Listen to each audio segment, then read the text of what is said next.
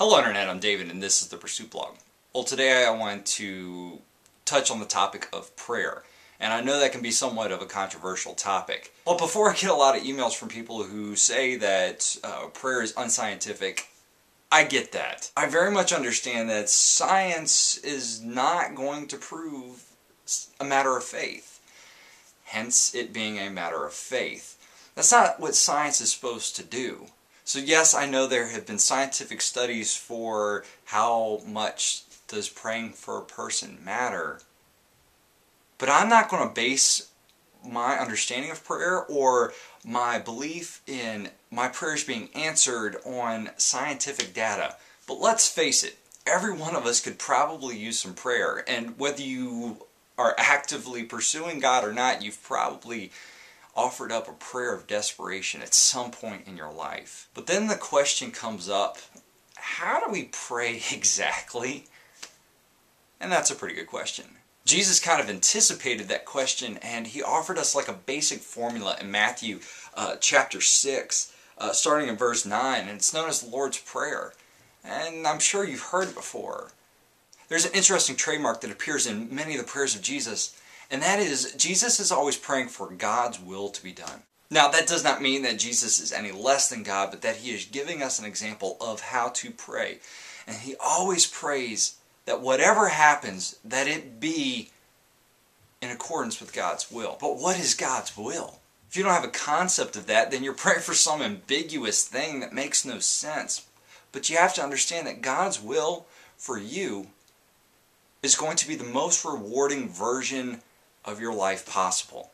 Notice I said most rewarding version and not easiest or flashiest or the richest, but the most rewarding.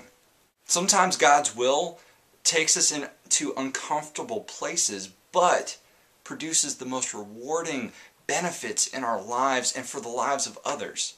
And we are to pray that God's will be done, because we can buck that. We can not choose God's best for us and go down other paths that lead to a lot of different other places. Now, John 14:6 is a verse that I hear people who don't believe in God quote very frequently.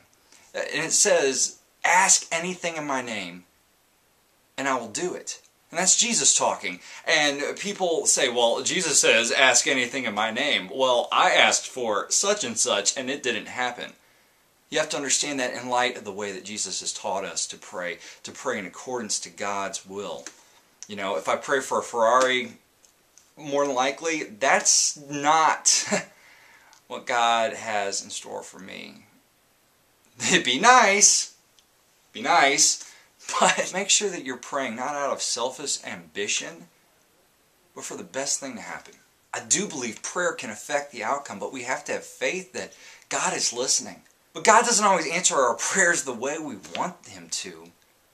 But again, he's looking out for the bigger picture, our best interest as it plays out throughout the span of our lives and the lives of everyone else. And though we can't see it because we're only seeing this much, we have to trust that God is working all things together for good to them who love him and are called according to his purpose.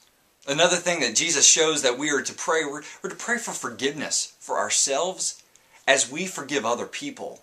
And that's almost a condition, that we have to forgive other people and God will forgive us. What happens when you really don't know what to pray?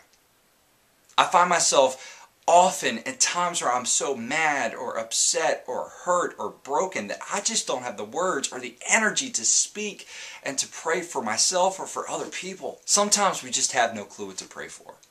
So the Spirit intercedes on our own behalf, praying to God. God praying to God. That's a mind-boggling concept. But he does it because he cares and wants what's best for you. And he also calls us to pray for each other. And a buddy of mine has been really affected by that and has set aside Monday, November the 15th, to take from 9 a.m. to midnight to be in prayer for people. And he's been asking around for all kind of prayer requests, and he's already got a notebook full of prayer requests that he's just going to spend the day praying on. And I told him that I would join in that prayer with him for a few hours that day. But we're asking for your prayer requests. Is there something that we can pray for you for? Is there something heavy on your heart, or a pain that you're going through, or someone who is sick, or a loved one that you know who's just dealing with a lot that you would like someone to pray for? We would love to take your prayer requests and lift them up to God. And some of you don't even believe in God or believe in prayer, but know that we are being sincere when we ask for your requests. So if you want to send us your story or your prayer request, or just simply say, pray for me, we will do that. Make sure you click the link that's down below to submit that prayer request, so we just get them all funneling into the same place. And I pray that you will see the power and the reality of prayer the way I've seen it in my own life. So significant. Have a great day. God bless.